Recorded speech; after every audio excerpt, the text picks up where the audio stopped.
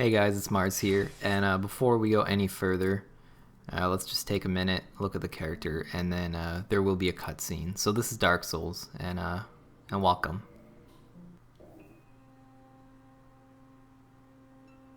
In the age of ancients, the world was unformed, shrouded by fog. A land of grey crags, arch trees, and everlasting dragons.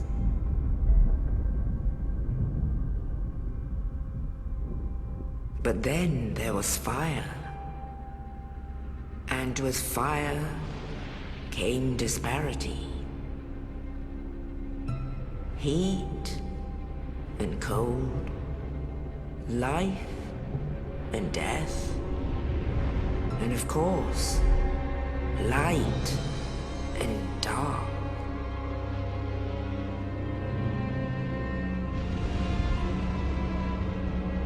Then from the dark they came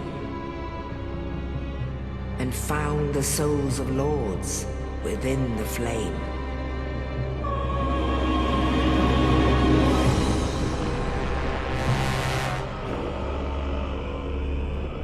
Nito, the first of the dead.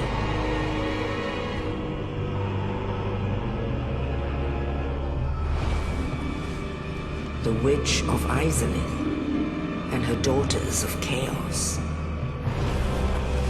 Gwyn, the Lord of Sunlight, and his faithful knights.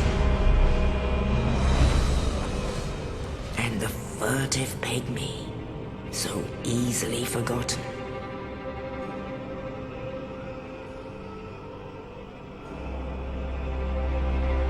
With the strength of lords, they challenged the dragons. Gwyn's mighty bolts peeled apart their stone scales. The witches weaved great firestorms. Nito unleashed a miasma of death and disease. And Seath the Scaleless betrayed his own, and the dragons were no more.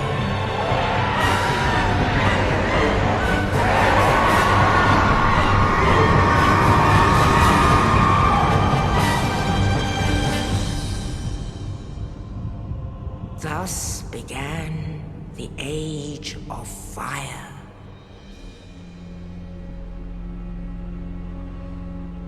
But soon the flames will fade, and only dark will remain.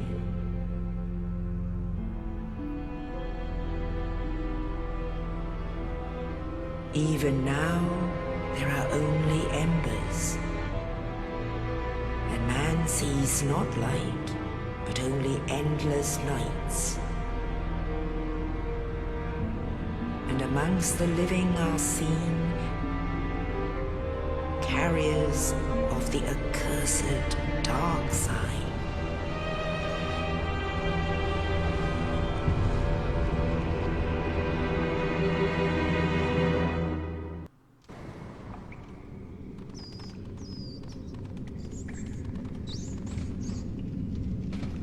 Yes, indeed.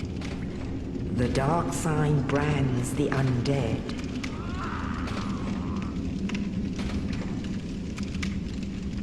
And in this land,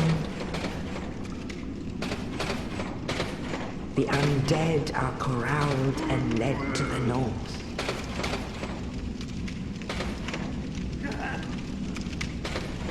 Where they are locked away to await the end of the world.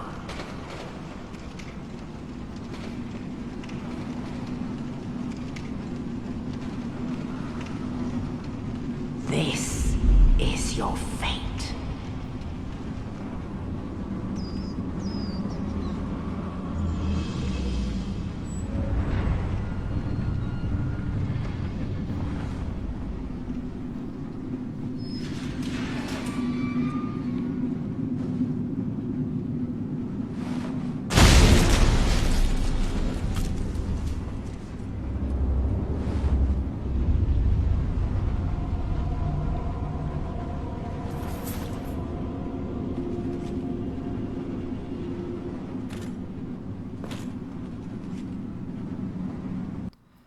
So that's about the most story you'll get out of Dark Souls if you don't go looking for it. Dark Souls is a game unlike any other game. It is a spiritual sequel of Demon Souls. Well, what that means is it's not exactly a sequel, but it's also not exactly kind of a standalone game either. There are some things in common, but they do not share the same story. There's a lot of things they don't share, and there's a lot of things they do share. So Dark Souls was a game that kind of was random for me in a lot of ways, being that I decided I was gonna buy Rage when that came out, and I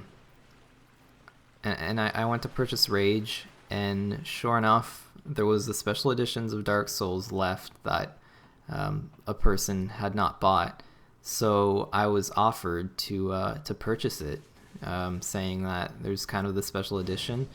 Nobody picked it up. It's the same price as regular edition. Do you want to buy it? And I had never seen anything on it. Just out of the blue, I said, yeah, I'll pick it up. If I don't like it, I'll trade it in.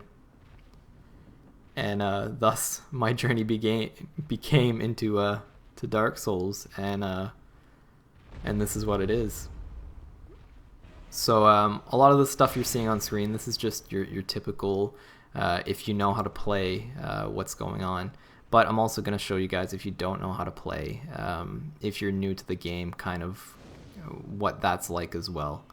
I was thinking I may make a speed run out of this because I have played the game a couple times, and then I decided to just go for kind of the same approach I do for all video games, on YouTube anyways, is to bring you guys kind of a noob's perspective at the game. So I'm not going to play as if I completely don't know how to play, because to forget and unknow something like this is quite a difficult task, actually. There's no way I would be able to recreate my first time playing this, because my first time playing this was probably the hardest challenge I've ever faced in a video game to get good at this game. It did take several hours to even be able to get past the first part of the game, which you'll see here soon enough, or maybe a little bit in the next episode, that it's not it's not as difficult as I'm saying, because I'm so used to playing it. But somebody who's new to this, it may go on for hours, like it did for me my first time anyways. Here I fall into this trap just on purpose. There's a boulder here, and I just wanted to show that if you are not quick enough, you don't evade that, but if you are quick enough, you can evade it. So I just figured I'd show that. I'm gonna talk over some of this dialogue because like I've said, you can skip all this dialogue and kind of miss out on all this information. So if you guys really want to check it out, you can read it, and it will give you kind of the depth of the game and how deep the game can really be. And at the same time, if you choose to ignore it, then you'll not really know what's going on in the game. But then again, the storytelling is very much so told through the world itself, and not just by what you read or hear. So I figured I'd give you guys the option to do either one. So as I was talking about Dark Souls, it was a surprise for me. I put the game in, and immediately I knew the headline, "Prepare to Die." I knew that it was a difficult game. I knew that there'd be some challenge, but I thought, man, what the hell? I've dealt with difficult games. I've played Call of Duty on Veteran. I've played a lot of shooters on the harder difficulty. I've done some adventure games, action games on the harder difficulties. I played a lot of MMOs, so how different will this be? I've played a lot of RPGs as well, which this has some nice RPG elements to it.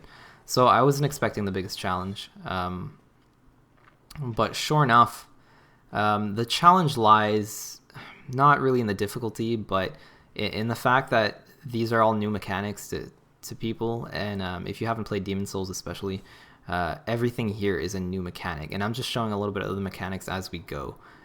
These soapstones, the written messages on the floor, these are messages where generally people can leave for the general public or population in the game to read. Little tips. Sometimes you can be trolled.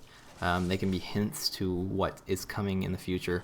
In this area, in the Undead Asylum, they're all marked there as kind of a plan from the developers. But a bit later on, you can kind of write your own stuff wherever you want. So while I was playing this game, I discovered that I was addicted to it, and I didn't even notice. I was playing the game hours and hours without even seeing the time go by. And it was kind of surprising. I really didn't expect it. I thought Rage was going to be the thing for me, and I played some Rage, and then I played some Dark Souls, and it was amazing. Rage was an alright game, but Dark Souls really, it changed everything. It got to the point where while I was eating, I was thinking about a strategy to defeat a certain area, and not even bosses, just a certain area. As well, I would go to sleep, and I would literally lay in bed or lie in bed thinking, how am I gonna get past this? What can I do differently? How can I improve? And then I would go on the next day, and I would get just a little bit further and get stuck again, and it would be over and over again, and I would just put hours into the game, and it really kind of made me think about video games, and especially Dark Souls, on a different level that most games don't really make you think about. It's quite a unique thing, Dark Souls. It's really marvelous, the way it came together into this kind of masterpiece of a game, which I've said it before and I'll say it again, is definitely a game of the year, and also game of pretty much the console. I think it may very well be one of the better games on the Xbox 360, just because it's something we haven't seen before. All these little pauses, like I have the shield like that, I will try to smoothen out later on. I just wanted to get this done as soon as possible and as quickly as possible, and I left some of that stuff in because I knew I was going to talk for a while, so I figured instead of making a shorter video and trying to have to cut myself off at times, I'll leave in the extra 15-20 seconds here and there, and then it'll add up into kind of a lengthy video, which I'll be then able to talk about and talk over it. So that was kind of my thought process there. I could have removed it, but I'm going to keep it for now, and we'll see how it goes for the other videos. For now, I just wanted a long introduction to kind of get everybody used to the game. And we'll see here, we are entering what is kind of the home base here, that bonfire. The game works with bonfires as a checkpoint, and I'll explain a little bit of the mechanics as we go. So it's saying you can level up and kindle at bonfires. Leveling up works with souls. You gain souls by killing opponents, and the opponents don't respawn per se. The way they do respawn is if you stay at a bonfire. So you could clear a whole path of enemies, let's say, and use all your potions to heal, and just not have enough potions to face a boss. So then you have to backtrack to a bonfire. That'll reset all the opponents and progress you've made up to the boss. So you'll have to do it again and again and again, and learn to fight your battles and get into those situations a lot smarter than you would otherwise, because you constantly have to clear out, and if you know for a fact you need some potions for the boss, maybe you still haven't gotten a hang of it yet, so maybe you need 3-4 potions. Well, if you're using them on your progress up to the boss, then you won't have them for the boss. So you have to learn to progress smarter, and every time you do it, you learn just a little bit more. And it's through that repetitiveness that you learn to really be good at Dark Souls, because it does make you grind your teeth at how difficult it can be. And honestly, I think it pays off really nicely. It's not a cheap difficulty by any means. It's really you're screwing up. You're doing the wrong thing. You will try again and learn, and try again and learn until you know exactly what you're doing, and you know exactly how to overcome the challenge that you're facing. So Dark Souls, in that sense, it's a really, really good game, and they teach you how to learn really well. It's a great learning tool, just by kind of the quote tutorial levels in the beginning here, by difficulty. It really, like I said, it was the hardest thing to me to get past this first area, and it's quite amazing that now I can fly through it because I've done it so many times. And you'll see I don't necessarily fly through it with this character. The reason being was, like I said, I just wanted to show you guys what it could be like for a few episodes. If you guys enjoy this, then for sure I'll keep going. If not, then you saw a little bit of Dark Souls, and that's good, because I think everybody should see a little bit of Dark Souls. And yeah, so if I get killed here and there, it's not necessarily because I'm not good at the game or I'm not used to it. It's basically I'm trying to teach you guys that this stuff happens and it's okay in Dark Souls, and you just persevere and you go on, and you try harder next time.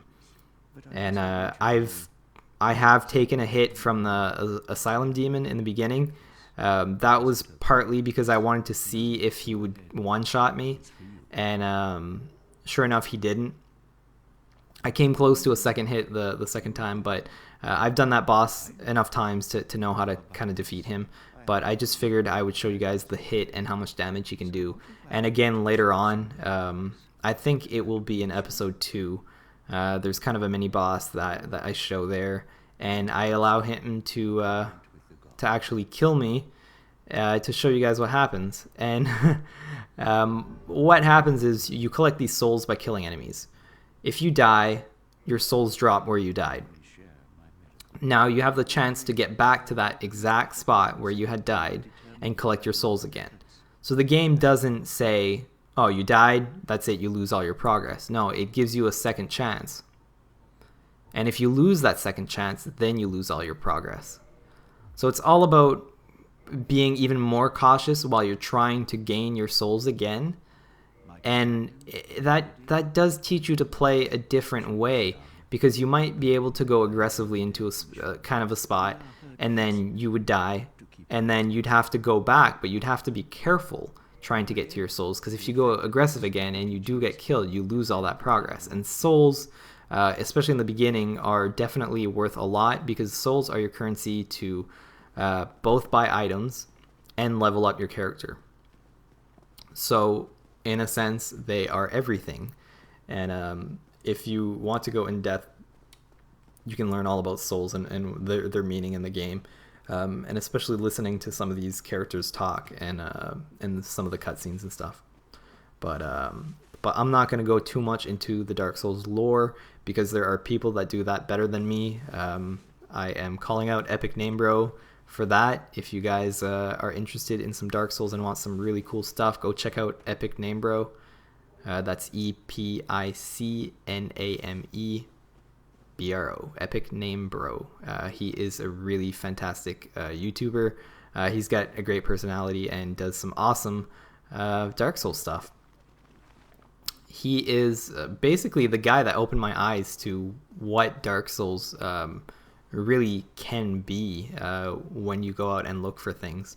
And also, thanks to my buddy Scotty, he introduced me to Epic Name Bro. I also watch a guy called Vegeta, and these guys do challenge runs and all sorts of crazy things with the game that I would never ever think I would do. But that's what happens when you when you play a game so much and you fall in love with it, you need to find different ways for it to challenge you.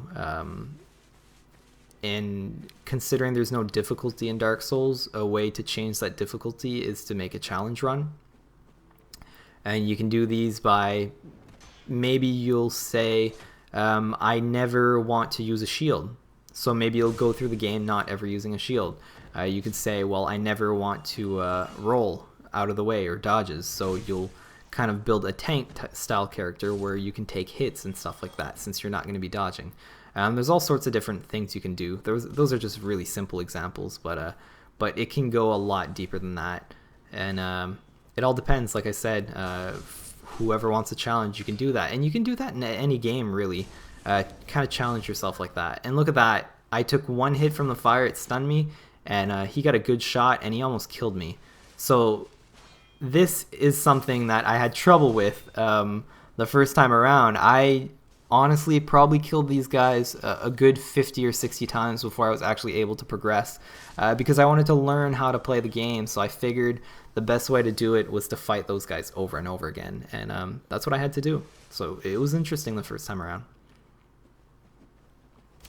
So you see I have my shield up and I'm taking damage. That is not necessarily a normal thing. The shield does not have a 100% physical damage reducer. So what happens is different shields reduce damages differently. A lot of the time, most of the shields do 100% damage reduction. But in this case, the Thief's shield doesn't quite get it that high. So basically I'm going to be looking for another shield if I'm not happy with that. Though her bandit's knife is actually quite good for backstabs, which I think you'll see a little bit later on, me doing some backstabs. The episode is more or less close to being done, so I will save some treats for the next episode. But this is just kind of my way around. If you guys play the game for the first time and you can get here as fast as I did, you are a better player than I am. I will tell you that much, because I was not able to get to this area. I know it's not far in the game. It's just kind of a 15-minute thing from the beginning, as you've kind of seen me do, but it took me hours to get here on the first time around. So that's how I love the game, you know. I kept going and kept going. There you go, a nice little backstab there. So there are different techniques to be doing critical damage. There are backstabs and there are ripostes, and a riposte is like a counter. So somebody goes to attack you, you riposte them, then you can stab them for like a critical hit. Or you can go around him like I did and backstab. And look at that, our first dragon. I don't think it's actually considered a dragon. I think he's just a big version of kind of a smaller dragon. That didn't make any sense. But anyways, I think there's something there that they're not necessarily dragons. They're kind of wyverns, I think is how it's pronounced. So I think it's something like that anyways. Or a drake is what I'm looking for. I think he is a big drake. I believe that is the term. There's some confusion because, like I said, I don't know my Dark Souls lore as well as I would like to.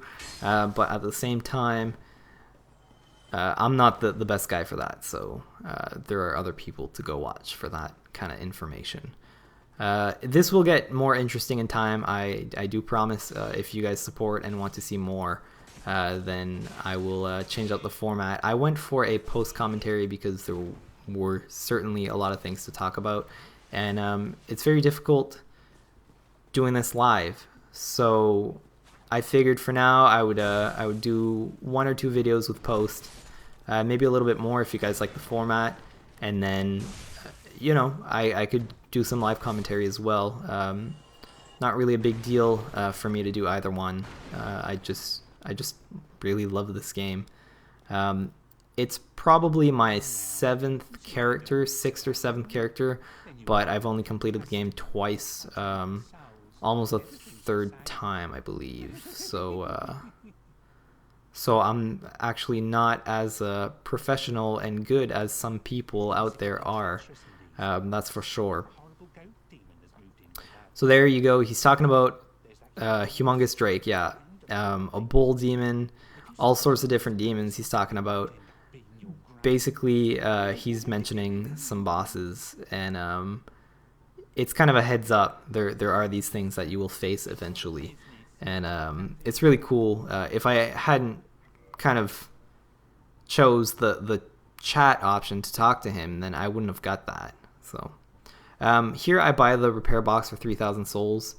What that will give me is I'll be able to repair my weapons, and your weapons can kind of, I guess, break and get dull, and they don't do as much damage.